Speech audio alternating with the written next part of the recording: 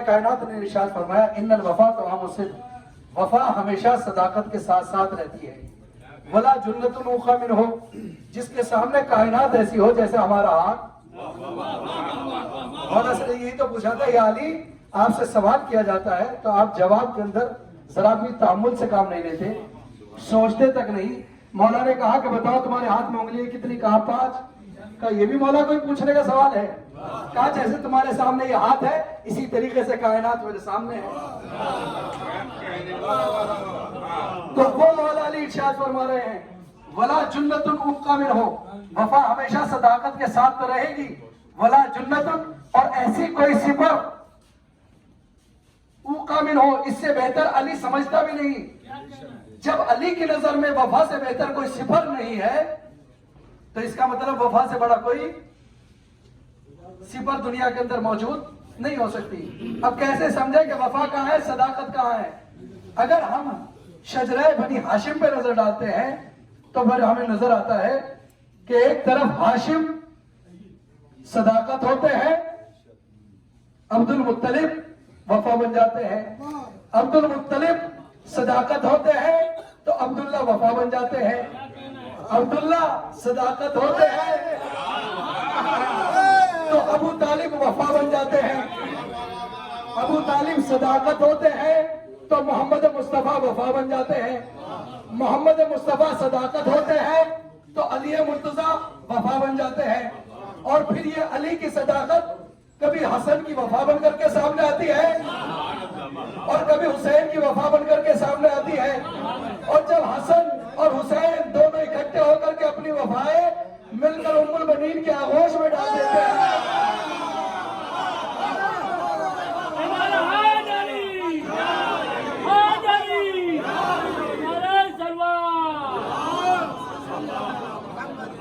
अगर अब्दुल मुत्तलिब को सदाकत कहा जाएगा तो अबू तालिब को वफा कहा जाएगा। अगर अब्दुल मुत्तलिब को सदाकत कहा जाएगा अब्दुल्ला को वफा कहा जाएगा। अगर अब्दुल्ला को सदाकत कहा जाएगा तो मोहम्मद जनाब अबू तालिब को वफा कहा जाएगा। अगर अबू तालिब सदाकत कहलाएंगे तो मोहम्मद मुस्तफा वफा कहलाएंगे। अगर मोहम्मद मुस्तफा को सदाकत कहा जाएगा तो अली मुर्तजा को वफा कहा जाएगा। अब अली तो सदाकत में रहे, अली की वफा एक बार इमाम हसन के पास आई, फिर इमाम हुसैन के पास आई और हसन और हुसैन ने अपनी दोनों वफाएं लेकर उम्मुल बनीन के आगोश में डाल दी।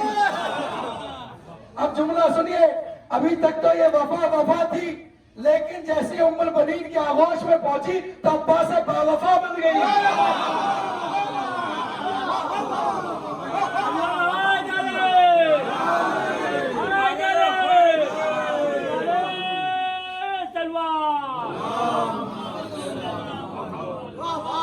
अभी तक तो ये वफा वफा थी, लेकिन जब हसनैन की वफाएं आगोश उम्मुल बनीन में आई तो अब्बास से बावफा बन गई। तो हजरत अबुल फजल अब्बास के फजाइल मौला अली ने पढ़े। कौन अब्बास? जिसने दुनिया में कुछ ना मांगा, मांगा तो उसने सिर्फ अली को मांगा। जिसने कभी किसी चीज की तमन्ना ना की, अमीर कायनात ने, उन्होंने अगर तमन्ना की तो अली मुर्तजा की, इसलिए कि उसे जरूरत ही नहीं किसी की तमन्ना की।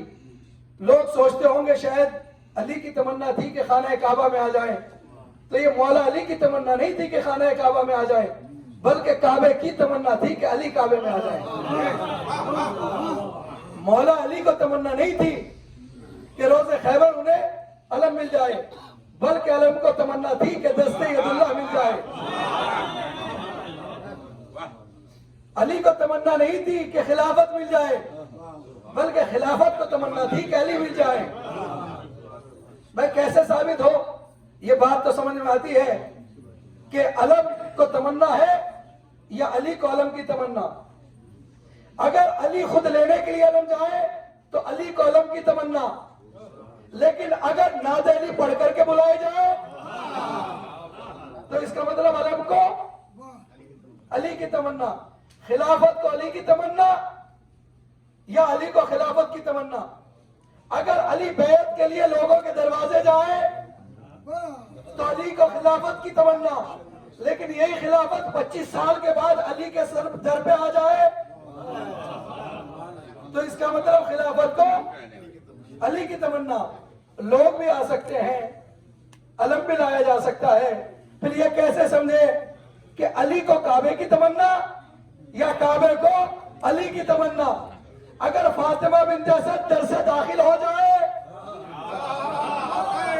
तो अली को काबे की तमन्ना, लेकिन अगर काबे की दीवार के अंदर दर बन जाए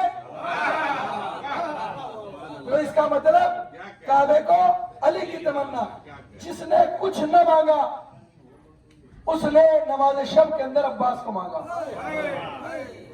नमाज शब में अमीर कायनात ने और क्या फरमाया कि परवरदिगार एक ऐसा बेटा अता फरमा जो करबला में मेरे हुसैन के काम आए। अब देखिए, दो तमन्नाएं हैं।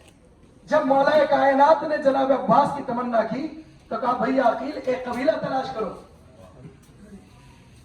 और उस कबीले से एक बहादुर कबीला हो जिससे मैं अब्द करूं और एक ऐसा बच्चा वजूद में आए जिसे करबला के लिए तैयार किया जाए। तो आप सोचिए, जब ये तमन्ना अली की तमन्ना है तो क्या अकील की तमन्ना ना हुई होगी? बस ये आखिरी बात और एक एहसास है तारीख का जो उसने दामन में समेटा, उसको आपके सामने जाहिर करना चाहता हूं। सब अपने अपने अंदाज से तारीख को पढ़ते हैं, लेकिन मेरा तज्जिया थोड़ा सा अलग है। दो तमन्नाएं हैं, एक तमन्ना अली की तमन्ना जिसे अब्बास कहा जाता है, एक तमन्ना करबला के लिए अकील की तमन्ना जिन्हें मुस्लिम इब्ने अकील कहा जाता है। अब्बास क्यों चाहिए भैया? मौला अली से जनाब अकील ने कहा अब्बास मुझे इसलिए चाहिए कि करबला के अंदर शेर खुदा तो मैं हूं, लेकिन शेर खुदा ने जिसे नमाज शब में मांगा एक ऐसा शेर चाहिए जिसे अब्बास कहा जाए। अब्बास यानी बिफरा हुआ शेर। अब्बास को तैयार किया, कहा फन्ने सिपागरी मैं खुद सिखाऊंगा। कहा अच्छा, जनाब मुस्लिम अपने बेटे को लेकर के आगे बढ़े। या अली, ये अकील भी करबला के लिए है। जनाब मुस्लिम को लेकर के आगे बढ़े कि मुस्लिम भी करबला के लिए है। जनाब मुस्लिम को देबाचाए करबला कहा जाता है। और ये चार जातें ऐसी हैं, अगर एक जगह इकट्ठी हो जाती कायनात इनका मुकाबला नहीं कर सकती थी। जनाब मुस्लिम इब्ने अकील को, जनाब मुस्लिम को लिए हुए जनाब अकील आए, कहा या अली, ये आपके सपुर्द है, से फन्ने सिपागिरी सिखा दीजिए। फन्ने सिपागिरी हजरत अब्बास को भी सिखाया, फन्ने सिपागिरी जनाब मुस्लिम को भी सिखाया। मसाइब नहीं पढ़ रहा हूं, मसाइब को फजाइल की दुनिया में लाना चाहता हूं, इसलिए कि विलादत की रोज है। जनाब मुस्लिम को जब लेकर जनाब अकील आए तो कहा या अली, मुस्लिम को ऐसा तलवार चलाना सिखाइए कि दुनिया की कोई तलवार इसकी तलवार के मुकाबले ठहर ना सके। जब अकील की यह तमन्ना है कि मुस्लिम की तलवार के मुकाबले कोई न ठहर सके, तो वो अब्बास जो अली की तमन्ना है उसकी क्या तमन्ना रही होगी, वो कैसी तैयारी कराएंगे, बस इसको देखिए। बस ये आखिरी बात, जनाब मुस्लिम ने 9 ज़िलहिज्जा को जो जंग लड़ी वो दुनिया के सामने है, हजारों को लश्कर को तहत तेग कर दिया।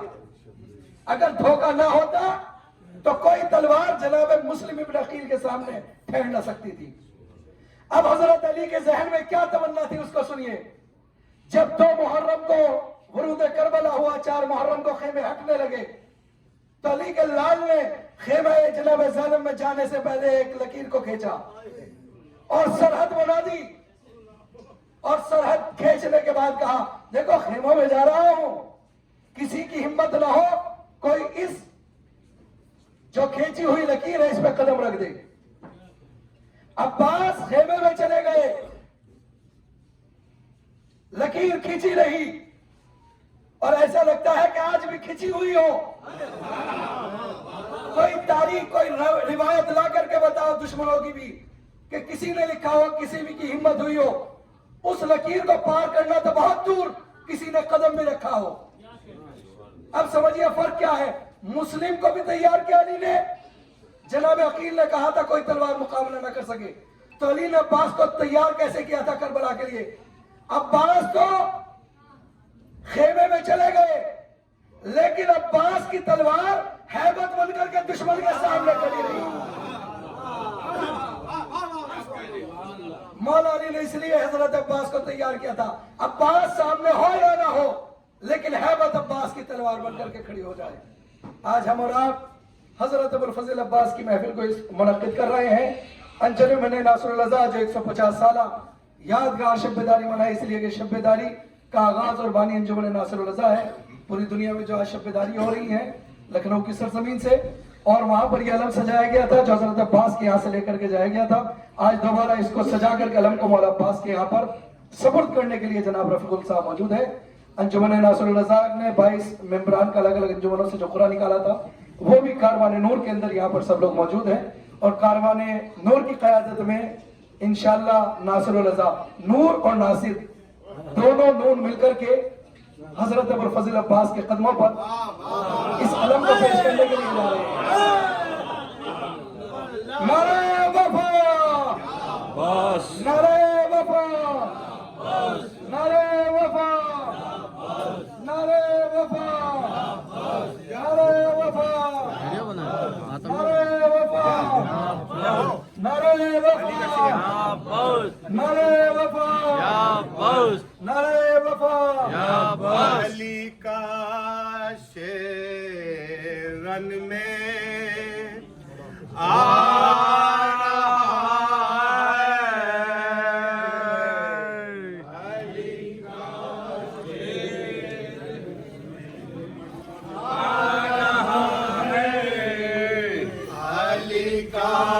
शरण में आ रहा है,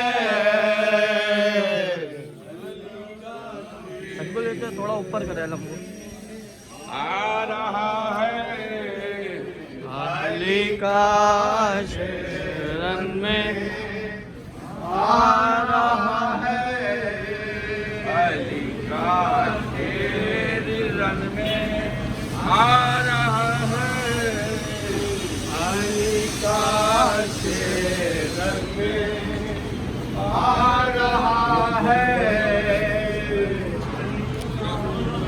क्या कह रहे आ रहा है, मिट्टी से देखो वो आगा जा रहा है, अली का शरण में आ रहा है, रास्ता छोड़ करके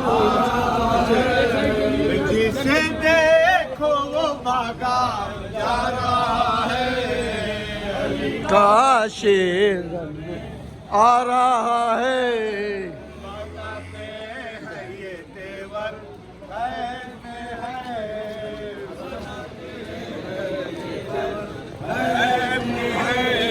बताते हैं ये तेवर खैर में है,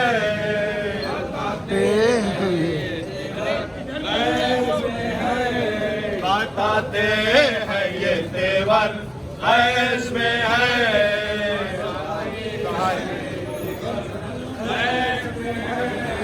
चढ़ाए आस्तीने आ रहा है, विकास आ रहा है, वो चमके बर्फ सीते हैं तो पैकार,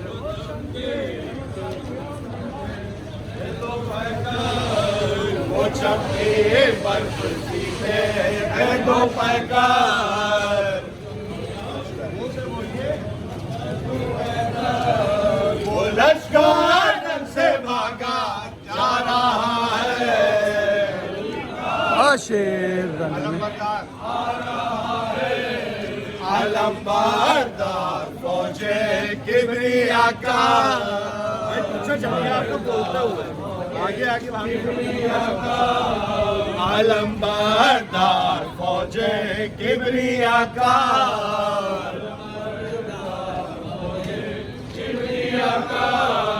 अलंबारदार फौजे किबरिया का,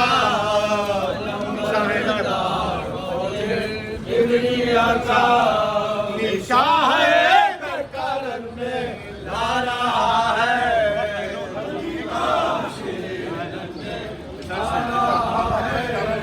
सबसे साथ के ये शिम्र बोला,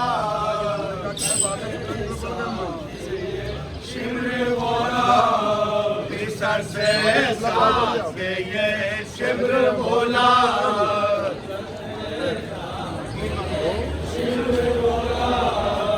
सर से साथ के ये शिम्र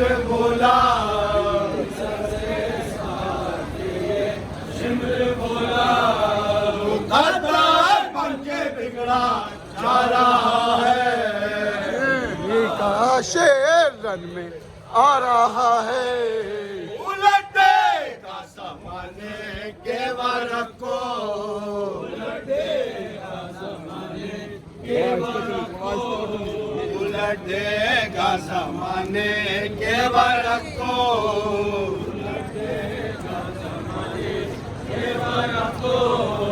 उलट देगा ज़माने के वारक को।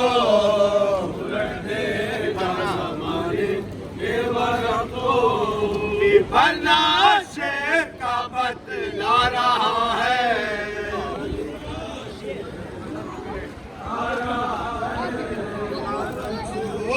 बड़ी दरिया की मौजें, कदम छूने बड़ी दरिया की मौजें, कदम छूने बड़ी दरिया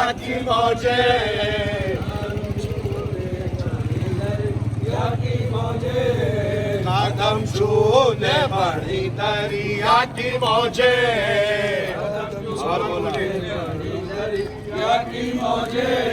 खबर बोले वो सक्का आ रहा है।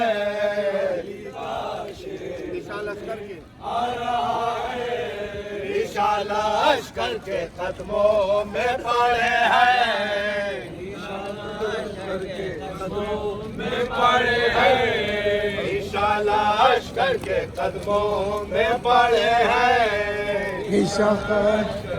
कदमों में पड़े हैं। विशाल लश्कर के कदमों में पड़े हैं, में पड़े हैं। अलम अब्बास का लहरा रहा है,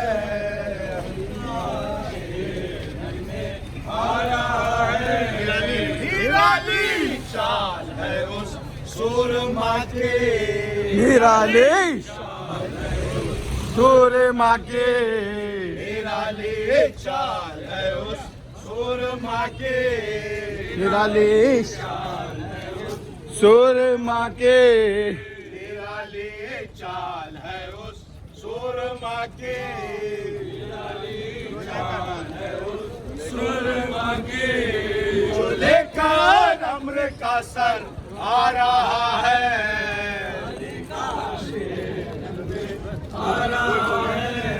कोई सूरत नहीं आती समझ में, समझ में कोई सूरत नहीं आती समझ में, कोई सूरत नहीं आती समझ में, कोई सूरत नहीं आती समझ में, कोई सूरत नहीं आती समझ में।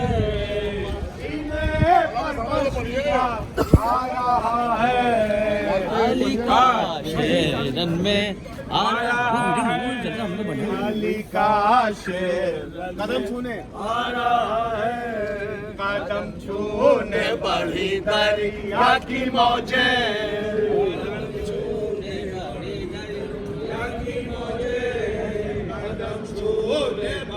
दरिया की मौजें, कदम छूने बड़ी दरिया की मौजें। खबर बोले वो सक्का आ रहा है, अलम के साथ है, अलम के साथ प्यासों के दिल में, अलम के साथ प्यासों के दिल में, अलम के साथ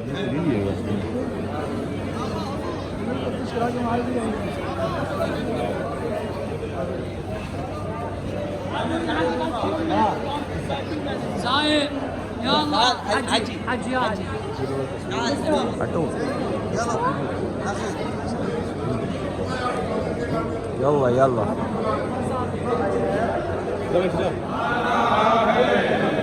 अली का शेर में आ रहा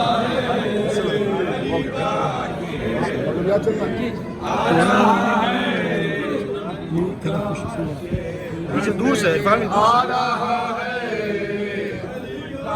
शेर में आ रहा है। शेर रन में आ रहा है, अली का शेर रन में आ रहा है, अली का शेर रन में आ रहा है।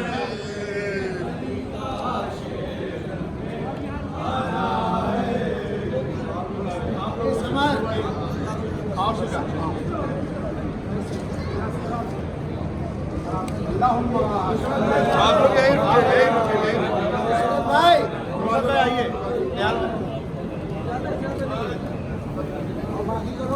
कोई नहीं जाए भाई, कोई नहीं जाए।